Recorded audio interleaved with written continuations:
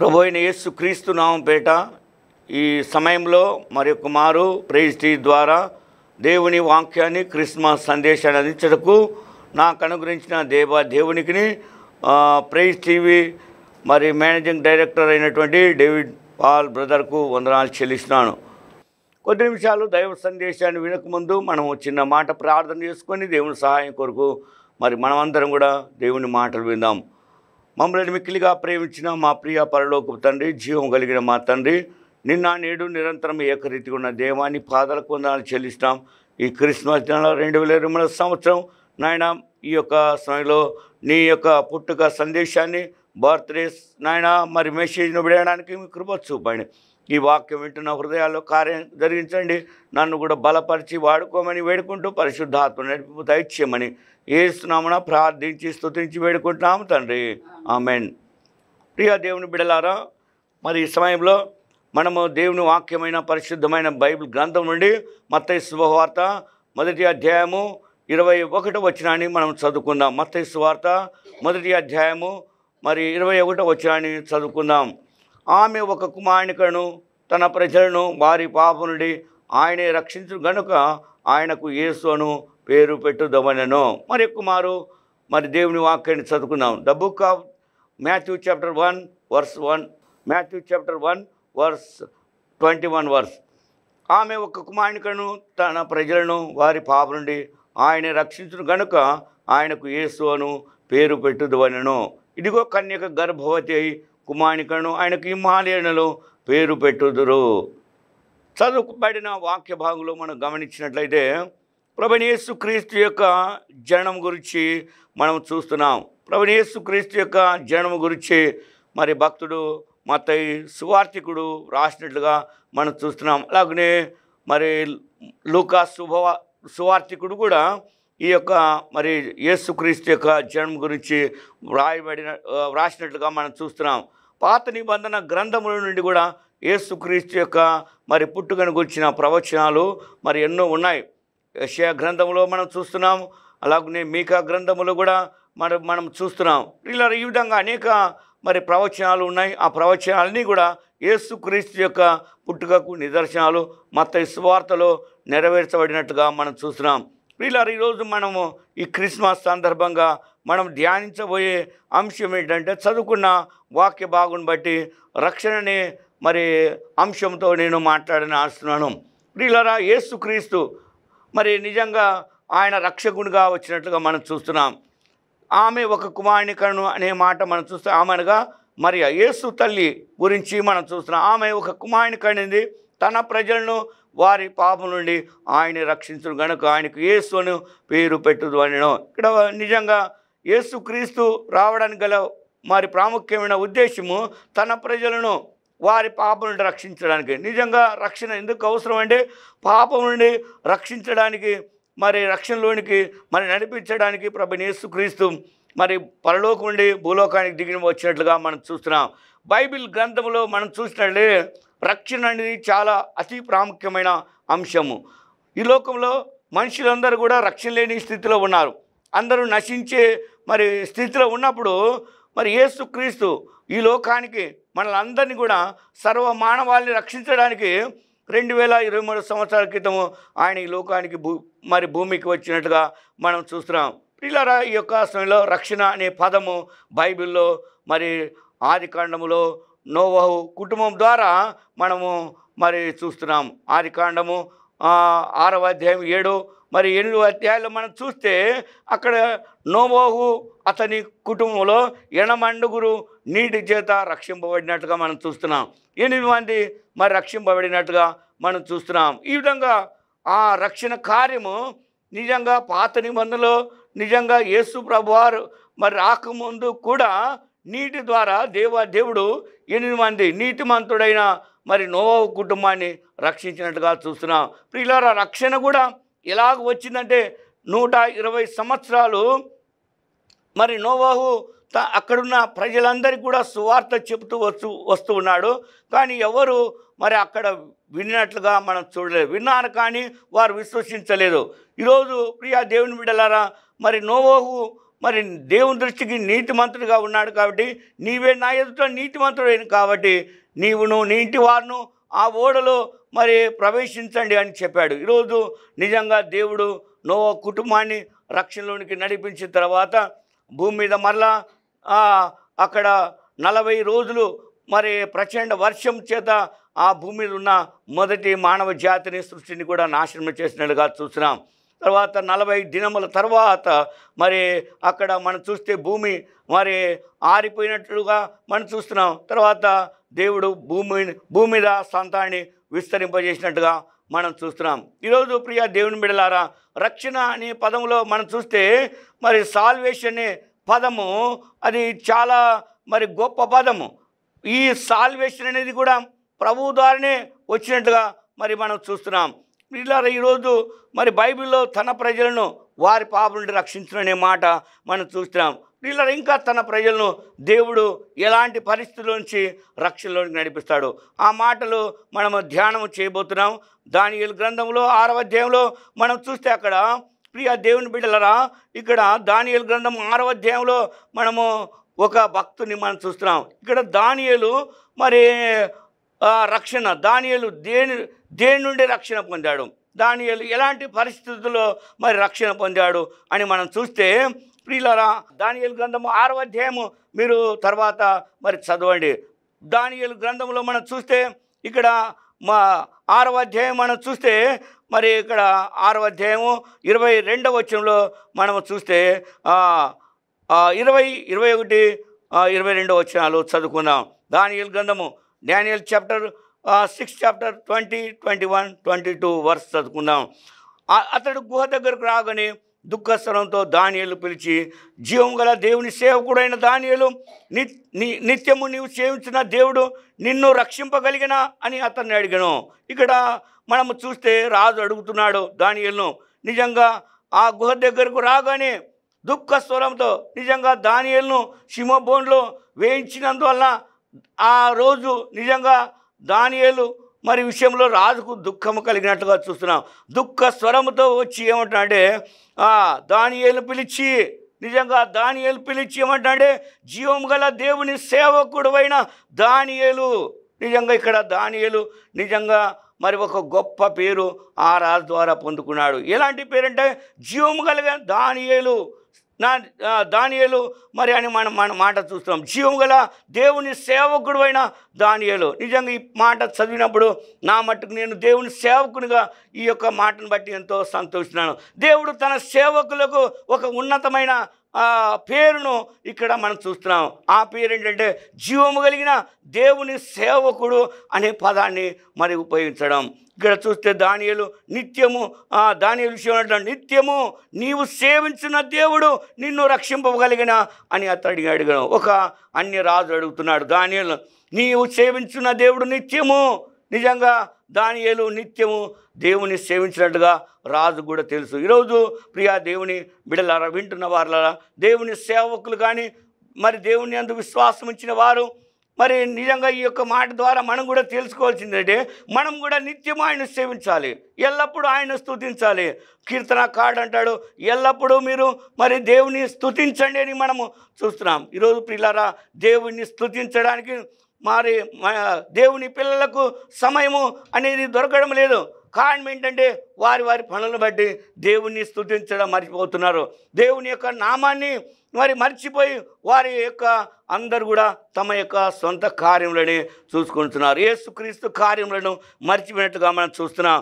ఈరోజు ప్రియులారా, ఈ సమయంలో నిజంగా ఆ మాట అడిగినప్పుడు మరి ఇక్కడ దానియేలు సమాధానం ఏం చెప్తానంటే, అందుకు దానియేలు రాజు చిరకాలము జీవించును గాక, నేను నా దేవుని దృష్టికి 22వ వచనంలో నేను నా దేవుని దృష్టికి నిర్దోషినిగా కనబడితిని కనుక తన దూతను అప్పించి సింహములు నాకు ఏ హాని చేయకుండా వాటి నోలను మూయించెను. రాజు, నేను రాజా నీ దృష్టికి నేను నేరం చేసిన వాడు కాదనెను. ఇక్కడ దానియేలు నిజంగా సింహ బోన్ల నుంచి బయటికి వచ్చిన తర్వాత నిజంగా ఏమంటున్నాడంటే ఒక గొప్ప స్టేట్మెంట్ ఇస్తున్నాడు. ఏంటంటే నేను నా దేవుని దృష్టికి నిర్దోషినిగా కనబడుతున్నాయి. పిల్లలు వింటున్న ప్రతి బిడ్డకు దేవుని యొక్క వాక్యము ఒక ఛాలెంజ్గా మరి దేవుని వాక్యమును మీరు వింటున్నారు. దేవుని వాక్యాన్ని ఛాలెంజ్ తీసుకొని మీరు కూడా దానియేలు వలె, మనం అందరం కూడా దానియేలు వలె మరి మనం ఎలా ఉండాలంటే దేవుని దృష్టికి నిర్దోషిగా ఉండాలి. ప్రియులారా, మనల్ని చూస్తున్న దేవుడు కూడా న్యాయవంతుడు. మనల్ని అందరినీ కూడా యేసుక్రీస్తు న్యాయపీఠం మీద దేవుని యొక్క ఉద్దేశం ఏంటంటే మనల్ని అందరినీ కూడా నిర్దోషులుగా నిలబెట్టాలని. మనము దోషం లేని వారుగా ఉన్నాను. ఆల్రెడీ మన కొరకు యేసుక్రీస్తు ఆయన దోషునిగా మరి ఉన్నాడు. ఈరోజు మనం అందరం కూడా ఏ స్థితిలో ఉన్నాం? మనము నిర్దోషులుగా మరి దేవుని సన్నిధిలో ఉన్నామా? మనల్ని మనం పరీక్షించుకోవాలా. అనేక పర్యాయాలు మన జీవితాల్లో వాక్యాన్ని వింటున్నాం, కానీ మన జీవితంలో ఎలాంటి దోషభరితమైనటువంటి నేరారోపణలు ఉన్నాయి. ఒకవేళ అలాంటి పరిస్థితులు ఉంటే మన యొక్క జీవితాలను కూడా సరి చేసుకొని, ప్రభువా నేను కూడా దానియేలు లాంటి నిర్దోషమైన జీవితం నాకు కావాలి ప్రభువా. నిజంగా ఇక్కడ మనం చూస్తే రాజుతో కూడా అంటున్నాడు. ఏమని అంటున్నాడే, ఈ మాట చదువుతున్నప్పుడు మనం అందరం కూడా నిజంగా మన యొక్క జీవితాల్లో దేవుని యొక్క కార్యాలు అనేక రీతులుగా దేవుడు మన జీవితాల్లో చేయడం మొదలు పెడతాడు. చూడండి, సింహములు నిజంగా ఆయన తన దూతను పంపంట. సింహములు ఏ హాని చేయకుండా సింహాల నోరునే మూయించిన దేవుడుగా మనం చూస్తున్నాం. నిజంగా ఆ యొక్క రాజ్యంలో నిజంగా మరి మనం గమనించినట్లయితే సింహాలు ఎలాంటి మరి ఆ జంతువులైనా కూడా, ఎలాంటి మనుషులైనా కూడా అవి రక్తము త్రాగి మనుషులను పొడి చేసే మరి సింహాలుగా మనం చూస్తున్నాం. ఆ యొక్క సింహాలు కూడా మరి ఆషామాషి సింహాలు కాదండి, చాలా బలమైన సింహాలు. ప్రియులారా, అవి ఆహారం కొరకు ఎంతో తహతలాడే ఆ యొక్క మరి సింహాలు. అలాంటి సింహాలు నిజంగా దానియేలు ఆ రాత్రంతా కూడా సింహ బోన్లో ఉన్నప్పుడు దానియేలు నిజంగా ఆ మరి సింహ గుహలో ప్రార్థన చేస్తున్నాడు. ప్రార్థన చేస్తున్నప్పుడు ప్రియా దేవుని బిడ్డల దానియేలు సింహ బోన్లోనే కాదు, ఆయన అంతకు ముందుకు నిజంగా మరి తన యొక్క మరి జీవితంలో ఆయన దానియేలు గురించి ప్రార్థన పరుడని కూడా మనం చూస్తున్నాం. నిజంగా ఏ మనుషుడు ఏ వ్యక్తి కూడా మరి 30 దినముల వరకు ప్రార్థన చేయకూడదనే ఆజ్ఞ మనం జారీ చేసినట్టుగా చూస్తున్నాం. దానియేలు నిజంగా గొప్ప ప్రార్థన. ఇట్టి శాస్త్రము సంతకము చేయబడని తెలుసుకొని కూడా దానియేలు ముమ్మారు యెరూషలేము యొక్క కిటికీల వైపు చూస్తూ ముమ్మారు ప్రార్థన చేస్తూ వచ్చాడు. ఈ లోకంలో నిజంగా దేవుని పిల్లలను ప్రార్థన చేయకుండా ఆటంకపరిచే శాసనాలు ఎన్ని ఉన్నప్పటికీ ఆ శాసనాలన్నీ కూడా కొట్టివేయబడతాయి. జాగ్రత్తగా విందాం. నువ్వు ప్రార్థన చేయడానికి సమయం దొరకడం లేదని ఎన్నో సాకులు చెప్తూ ప్రార్థన సమయాన్ని నీవు ఏదో ఒక మరి నెపంతో ఆ సమయాన్ని దొంగిలిస్తున్నారు. ఈరోజు ప్రియులారా, దానియేలు రాజు యొక్క సంతకము అక్కడున్న వారు అందరూ కూడా నెపములు దానియేలు మీద ఏదో ఒక నేరం మోపాలని. ఈరోజు ప్రియులారా, దేవుని సేవకుల మీద అలాగనే దేవుని బిడ్డల మీద సాతానుడు అపవాది ఏదో ఒక నేరారోపణ చేయాలని వాడు తిరుగుతున్నాడు. ఇదిగో ఎవరిని మింగుదా అని గర్జి సింహమ్మలే వాడు తిరుగుతున్నాడు. నా జీవితంలో నిజంగా మనము బాగా దేవుని వాక్యాన్ని అర్థం చేసుకొని దానియేలు కూడా అదే పరిస్థితిలో నిజంగా ఎవరి మృంగాలని వెతుకుతూ తిరుగుతున్నప్పుడు అక్కడ ఉన్నటువంటి సంస్థలు ఉన్న కొంతమంది దానియేలు మీద నేరం మోపారు. ఆయన ఏ పెద్ద నేరం చేయలేదండి, ఎలాంటి మరి పెద్ద తప్పిదం చేయలేదు. కేవలము ఆయన ప్రార్థన చేసినందువలన మరి నిజంగా రాజు యొక్క ఆజ్ఞ మేరకు నిజంగా 30 దినముల వరకు ప్రార్థన ఎవరు చేయకూడనప్పటికీ దానియేలు మాత్రం ముమ్మారు ప్రార్థన చేసి వచ్చాడు. నీ జీవితంలో ఎన్ని శాస్త్రాలు ఉన్నా, ఎన్ని కష్టాలు ఉన్నా ప్రార్థన చేయడం మానవద్దు. సమూయేలు గ్రంథములో మనం చూస్తే సమూయేలు ప్రవక్త అంటాడు, నేను ప్రార్థన చేయకపోతే నా దేవుని దృష్టికి అది పాపం కూడా అంటాడు. ప్రియులారా, ప్రార్థన చేయకపోవడం కూడా మరి పాపంగా మనం చూస్తున్నాం. ఈరోజు ప్రియా దేవుని బిడ్డలారా, దానియేలు మరి నిజంగా అక్కడ ప్రార్థన చేసిన ఆ శాస్త్రం బట్టి నిజంగా సింహ గుహలోనికి తీసుకువచ్చి దానియేలు ఆ రాత్రంతా కూడా సింహ బోన్లో మరి వేసినట్టుగా చూస్తున్నాం. సింహ బోన్లో కూడా దానియేలు ప్రార్థన చేసినట్టుగా మనం ఇక్కడ చూస్తున్నాం. కారణం ఏంటంటే దానియేలు ఎక్కడ మరి ఏ స్థలంలో ఉన్నా మనం కూడా దేవుని పిల్లలుగా ఎక్కడ ఉన్నా ఏ స్థలంలో ఉన్నా మన యొక్క ప్రార్థన జీవితాన్ని మనం మర్చిపోకూడదు. యేసుక్రీస్తు కూడా తన యొక్క ప్రార్థన జీవితాన్ని అలవాటుగా చేసుకున్నాడు. ఆయన మరి పగలంతా సేవ చేసి రాత్రంతా కూడా ఒలీవల కొండ మీద మరి ప్రార్థన చేసినట్టుగా మనం చూస్తున్నాం. ఆధ్యాత్మిక జీవితంలో ప్రార్థన అనేది చాలా అతి ప్రాముఖ్యమైనది. ఈరోజు ప్రియ దేవుని బిడ్డలారా, నీ జీవితంలో ఎంత సమయము దేవునికి ప్రార్థన చేస్తున్నావు? ప్రియ దేవుని సంగమా, దేవుని పిల్లల ఈ సమయంలో దానియేలు నిజంగా ప్రార్థన చేయడం వలన నిజంగా సింహములు కూడా ఆ రాత్రి దానియేలుతో పాటు ఏం చేశాయంటే ప్రార్థన చేశాయి. ఈరోజు నిజంగా నీ పరిసరాలు, నీ ఇంటిలో ఉన్న పని వారు కానీ ఎవరైనా సరే నిన్ను నీ ప్రార్థన జీవితాన్ని బట్టి ప్రార్థన చేస్తున్నారా? ఆనాడు క్రూర మరి మృగములైన సింహాలు కూడా నిజంగా దానియేలుతో పాటు మోకరించినట్లుగా మనం చూస్తున్నాం. దానియేలుకు నిజంగా ఏ హాని కూడా అవి చేయలేదు. ఈరోజు ప్రియులారా, నిజంగా మన జీవితాల్లో కూడా సింహాలు లాంటి వ్యక్తులు మన చుట్టూ ఉంటారు. అనేకులు మనల్ని దానియేలు మీద నేరారోపణలు చేసినట్టుగా అనేక ప్రజలు ఈనాడు ఉంటున్నారు. వారి విషయంలో కూడా మనం కూడా చేయవలసింది ఏంటంటే ప్రార్థన చేయాలి. మనం సేవిస్తున్న దేవుడు జీవం గల దేవుడు. Is the living of God. ఆయన జీవించే దేవుడు, నిత్యము జీవించే దేవుడు. ఆయన యుగయుగములు సజీవుడైనటువంటి దేవుడు. ఈరోజు అలాంటి దేవుడిని మనం సేవిస్తున్నప్పుడు మన యొక్క ప్రతి పరిస్థితుల్లో ప్రార్థన జీవితాన్ని కలిగి ఉన్నప్పుడు దేవుడు రక్షిస్తాడు. దానియేలు గ్రంథము 6వ అధ్యాయము చదువుతున్నప్పుడల్లా నిజంగా ఇక్కడ చూస్తే ఈ దానియేలు గ్రంథంలో ఒక గొప్ప మరి నిజంగా సంఘటన మనం చూస్తున్నాం. దానియేలు నిజంగా సింహ బోన్లో నుంచి ఆ సింహాలు కూడా ఏ హాని కూడా చేయలేట.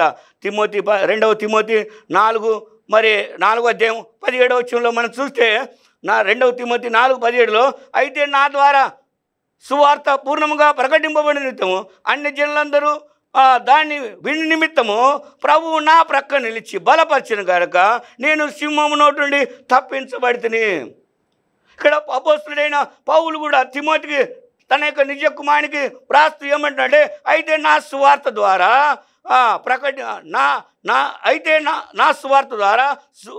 సువార్త ద్వారా పూర్ణముగా ప్రకటించబడిన నిమిత్తము అన్యజనులందరూ దాని వినుతము ప్రభువు నా ప్రక్క నిలిచి బలపరిచిన గనక నేను సింహము నోటి తప్పించబడింది. దేవుడు నిజంగా పౌలును కూడా అనేక సార్లు మరి అనేక పరిస్థితుల నుంచి తప్పించినట్టుగా మనం చూస్తున్నాం. ఇక్కడ కూడా ప్రియా దేవుని బిడ్డలారా, సింహము నోట నుండి తప్పించినట్టుగా మనం చూస్తున్నాం. అలాగనే కీర్తన గ్రంథము 22వ కీర్తన 27వ వచనంలో సింహము నోట నుండి నన్ను రక్షింపుము, గురుబోతు కొమ్ముల నుండి నన్ను రక్షించి నాకు ఉత్తరము. దావీదు మహారాజు కూడా అంటున్నాడు. నిజంగా ఇక్కడ యేసు ప్రభువు వారి గురించి వ్రాయబడిన మాట, యేసు ప్రభు వారి గురించి వ్రాయడం మాట, సింహము నోటి నుండి నన్ను రక్షింపుము, గురుబోతు కొమ్మల నుండి నన్ను రక్షించి నాకు ఉత్తరమేమో. ఈరోజు ప్రియా దేవుని బిడ్డలారా, దానియేలును సింహము నుండి పౌలును అలాగనే యేసు క్రీస్తును కూడా ఇంకా అనేక మంది సింహము బారి నుండి కూడా దేవుడు తప్పించినట్టుగా మనం చూస్తున్నాం. ఇంకా మనం చూస్తే బైబిల్లో మనం చూస్తే సింహములు నుండి ఇంకా ఎవరెవరు మరి ఏ విషయాల్లో వారు తప్పించుకున్నారు అనే విషయాన్ని మనం చూస్తే ప్రియా దేవుని బిడ్డలా జాగ్రత్తగా మనం అందరం కూడా మరి విందాం. కీర్తన గ్రంథము మరి 37వ కీర్తన 34వ వచనంలో మనం చూస్తే ఒక చక్కని మాట వ్రాయబడింది. దానికంటే ముందుగా మనము ఒక మాట మనం చదువుకుందాం. బైబిల్ ఉన్న వారందరూ కూడా నాతో పాటు ఈ యొక్క మరి సమయంలో దేవుని వాక్యాన్ని జాగ్రత్తగా అందరూ కూడా గమనించాలని మనవి చేస్తున్నాను. ప్రియా దేవుని బిడ్డలారా, ఒకసారి దావీదు కూడా మరి తన గొర్రెల మీదకి మరి ఒకసారి సింహము ఎలుగుబంటి కూడా వచ్చింది. దాని విషయంలో కూడా దావీదు కూడా సింహాన్ని ఆ యొక్క నోరును దాన్ని చీల్చి చెండాడు. అలాంటి పరిస్థితులు కూడా దావీదు నిజంగా ఎంతో గొప్ప ధైర్యశాలి. ఈరోజు మనం అందరం కూడా అలాంటి గొప్ప విశ్వాసంతో మన చుట్టూ ఉన్న ఎలాంటి సింహము లాంటి మనస్తత్వము కలిగిన వారు, నేరారోపణ చేసేవారు ఉన్నప్పటికీ నిజంగా మనము దేవుని సన్నిధిలో ప్రార్థన చేస్తున్నప్పుడు దేవుడు గొప్ప విజయం దయచేస్తాడు. ఇలా దేవుని బిడ్డలారా, 22వ వచనాన్ని చూస్తే నేను నా దేవుని దృష్టికి నిర్దోషంగా కనబడితేనే అంటున్నాడు.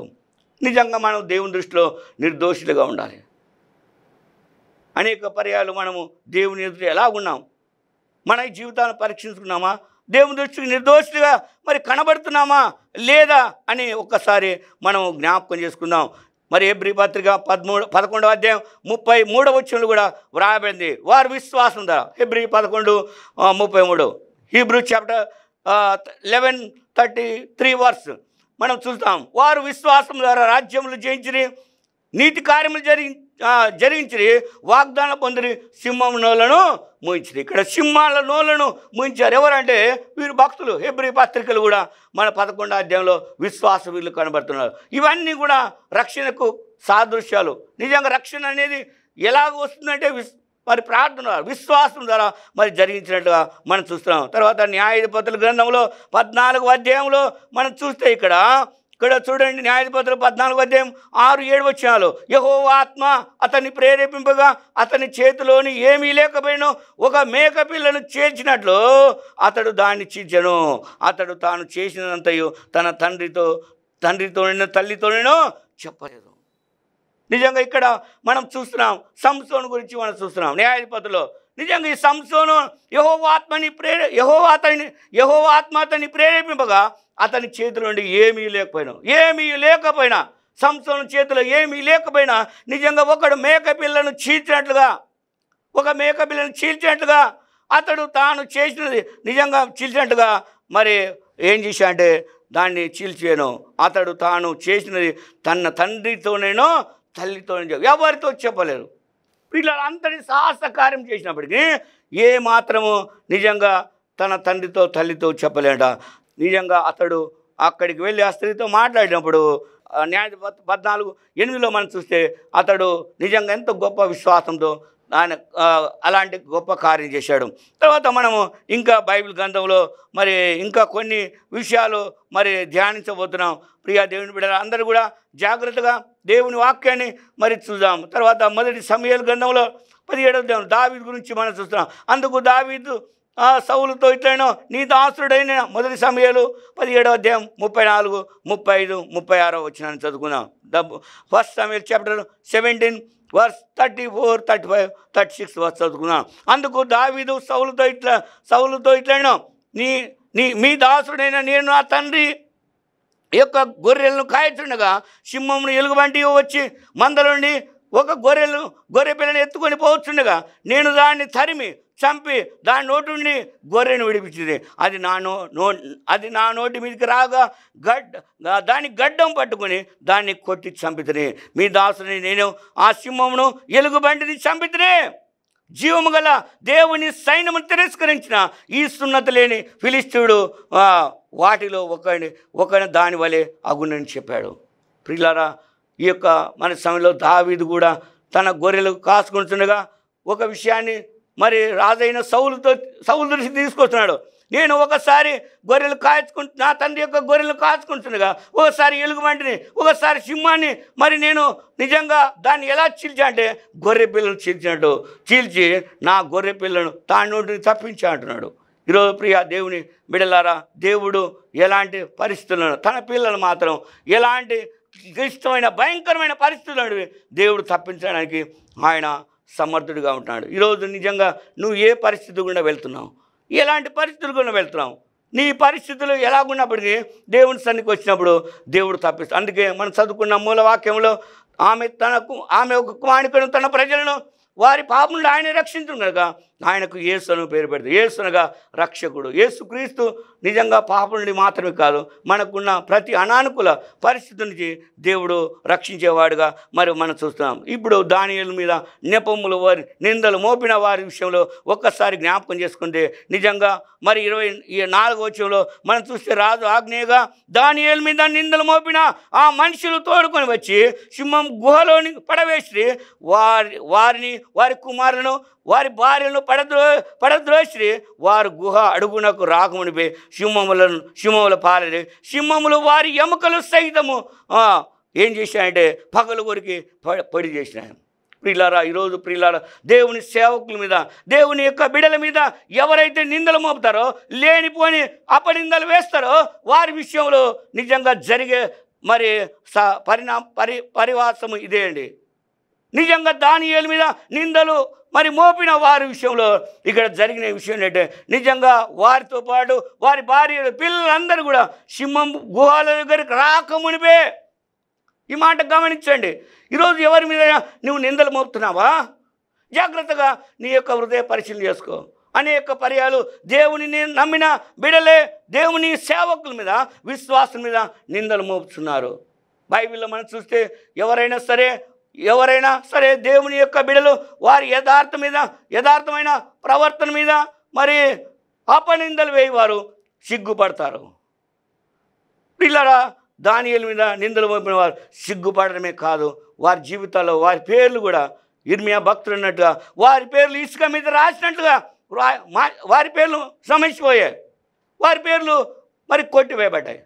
ప్రియా దేవుని బిడ్డల, ఈ సమయంలో మనము దేవుని వాక్యాన్ని వింటున్నాం. జాగ్రత్త కలిగి, భయం కలిగి, దేవుడిచ్చిన గొప్ప రక్షణను మనం ఏం చేయకూడదు అంటే నిర్లక్ష్యం చేయకూడదు. దేవుని రక్షణను మనం అందరం కూడా జాగ్రత్తగా కాపాడుకుంటూ దేవుని యొక్క సన్నిధిలో మనం నిర్దోషులుగా ఉండాలని మనం చేస్తున్నాం. ఇంకా మనం చూస్తే కీర్తనల గ్రంథం 37వ కీర్తన 4వ వచనంలో మనం చూస్తే 37 కీర్తనలుగా 37-34 యెహోవా కొరకు కనిపెట్టుకును, ఆయన మార్గం అనుసరించుము, భూమిని స్వతంత్రించుకున్నట్లు ఆయన నిన్ను హెచ్చించును, భక్తిహీనులు నిర్మూలం కాగా నీవు చూచెదవు. ఇక్కడ దానియేలు మీద నిందలు మోపిన వారు ఎవరంటే భక్తిహీనులు.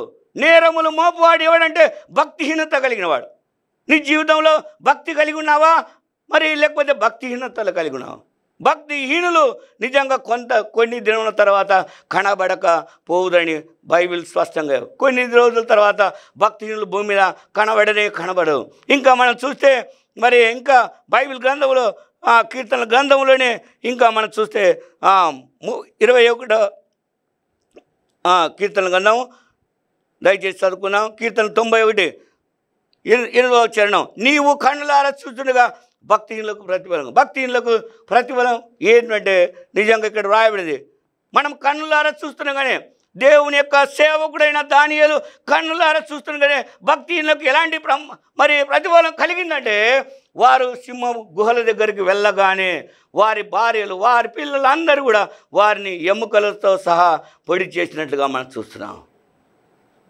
దేవుని పిల్లలారా, విచారకరమైన సంగతి ఏంటంటే దేవుని పిల్లల మీద నిజంగా మరి నిందలు మోపి వారి జీవితాలను నాశనం చేసుకుంటాను.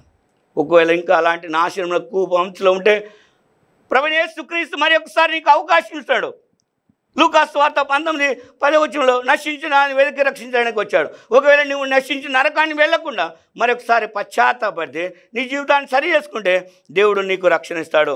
అలాగే మరి కీర్తన గ్రంథం 7వ కీర్తన 15-16 చదువుకున్నాం. కీర్తన గ్రంథం 7:15-16 వాడు గుంట త్రవ్వి దాన్ని లోతు చేసి ఉన్నాడు, తాను త్రవ్విన గుంటలో తానే పడిపోవును. ఎంత చక్కని మాట. అనేక పర్యాలు భక్తిహీనులు నేరములు మోపే వారి విషయంలో ఏమంటే, ఏ దానియేలు మీద నింద మోపారో సింహం గోలోనికి పడవేయబడా వారు ఆ గుంటలోనికి వచ్చారు.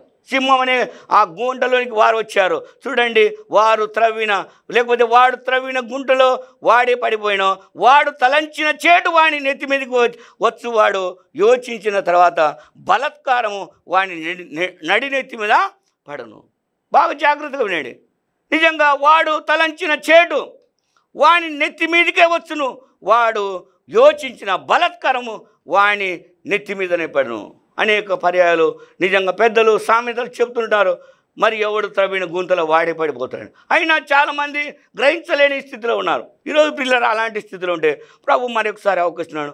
ప్రభు, నేను అనేక సార్లు నేను చాలామంది నేరాలను మోపాను, లేనిపోయిన అపనిందను మోపాను. ఒకవేళ నన్ను క్షమించాను, క్షమించు ప్రభా, నేను ఒప్పుకుంటాను, ఇక మీదట అలాంటివి చేయను ప్రభా అంటే దేవుడు నీకు ఈ 2023వ సంవత్సరంలో మరి ఒక్కసారి దేవుడు రక్షణతో అందిస్తాడు. పశ్చాత్తాపత ఇక ముందు మరి అన్నడు కూడా అలాంటి ఆలోచనలు చేయకుండా మనం ముందుకు సాగుదాం. తర్వాత చివరిగా సామెతల గ్రంథము 26వ మరి అధ్యాయము 27వ వచనంలో చూస్తే ఇంకొక చక్కని మాట ఉంది. ప్రావర్బ్స్ చాప్టర్ 26:27 సామెతలు 26-20 గుంటను త్రవ్వాడే దానిలో పడును, రాత్రిని పొర్లించు వాని మీదకి అది తిరిగి వచ్చును. అనేకసారి నిజంగా గుంటను త్రవ్వేవాడే దాని గుంటలో పడునంట, త్రవ్వేవాడే గుంటలో పడతాంట, రాత్రిని పొర్లించు వాని మీదకి అది తిరిగి వచ్చును. నువ్వేమి ఆలోచన చేస్తున్నావు?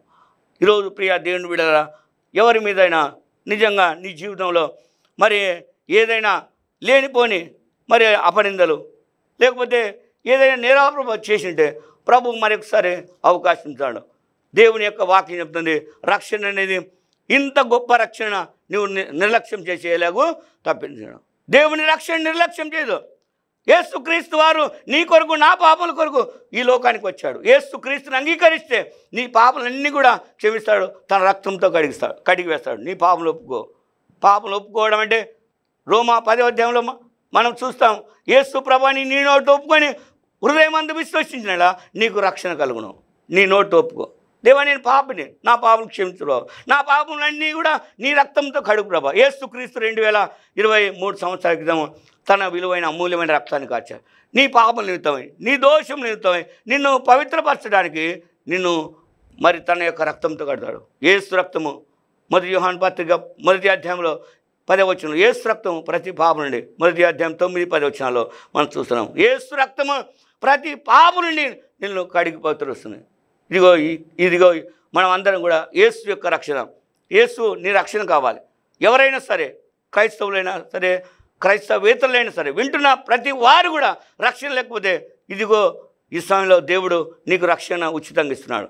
ఆ రక్షణ పొందడానికి పరిశుద్ధాత్మ దేవుని యొక్క సహాయం కోరు. ప్రభువా నేను కూడా పాపిని, నా పాపను క్షమించు, నన్ను నీ రక్తంతో కడుగు ప్రభు అంటే నిన్ను తను పవిత్రపరిచి తన కుమారునిగా కుమార్తెగా స్వీకరిస్తాడు. దేవుడి యొక్క సమయంలో నిజంగా యేసుక్రీస్తు తన యొక్క పాప మరణాన్ని, తన యొక్క ప్రాణాన్ని పెట్టి మాత్రం రక్తాన్ని కాచి శిలువ మరణం పొందాడు, తర్వాత తిరిగి లేచాడు. యేసుక్రీస్తు సజీవుడండి. ఆయన పుట్టాడు, జన్మించాడు, తిరిగి లేచాడు. ఈ లోకంలో సజీవుడైన నిజంగా దానియేలు సేవించిన దేవుడు జీవం కలిగారు. ఈరోజు మేము ప్రకటిస్తున్నటువంటి వాక్యం కూడా జీవం గల దేవుని సువార్త, జీవం గల దేవుని యొక్క వాక్యం. జీవం గల దేవుని నమ్మండి, రక్షణ పొందండి. దేవుడు మీ కుటుంబానికి, మీ పిల్లలందరికీ రక్షణ దయచిన గాక. దేవుడి చదవడిన విన్న వాక్యమును మనందరి ఇంట్లో దీవించగా ప్రార్థన. పరిశుద్ధ విత్తబడిన వాక్యమును ప్రతి వారి హృదయాల్లో మరి ఫలింపజేయ రక్షణ భాగ్యం దయచేయమని ప్రైజ్ టీవీ యాజమాన్యం దీవించండి. ఈ యొక్క ప్రోగ్రామ్స్ అంతని దీవించమని యేసు నామమున ప్రార్థిస్తున్నాం తండ్రి, ఆమేన్. ఆశీర్వాదములు మన పరమ తండ్రి అయిన దేవుని యొక్క ప్రేమయు, రక్షకుడు యేసుక్రీస్తు యొక్క కృప, పరిశుద్ధ ఆత్మ యొక్క అన్యోన్య సహవాసం ఈ యొక్క వర్తమానమైన బిడ్డలందరికీ వారి కుటుంబాలకు గొప్ప రక్షణతో ప్రభు అలంకరించునుగాక. ఆమేన్.